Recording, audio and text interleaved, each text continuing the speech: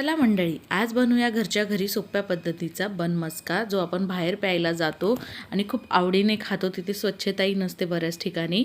तर त्यासाठी मी इथे घेतलेले आहे 2 बन पाव आणि त्यांना मधून मी कट करून घेतलेला आहे. त्यानंतर आपल्याला रूम टेम्परेचरचं बटर लागणार आहे. तर इथे 3-4 चमचे बटर घ्यायचं. एक 4-5 चमचे मिल्क मेड असतं, रेडीमेड असतं ते घ्यायचं आहे. आपण घरीही बनवू शकतो.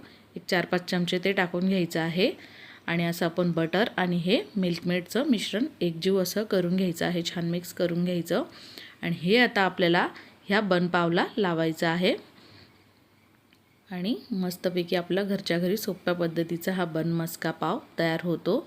तर बघा, हे सगळं असं छान स्प्रेड करायचं दोन्ही बाजूने. दोघी मी बनला लावून घेते आणि 1-2 मिनटं तसं ठेवायचं आणि त्यानंतर आपल्याला हा बन कट करून घ्यायचा आहे. म्हणजे याचे 2 पार्ट करायचे, जेणेकरून आपल्याला चहामध्ये डिप करून हा खाता येईल. आहे की नाही सोपा घरच्या घरी बनवायला?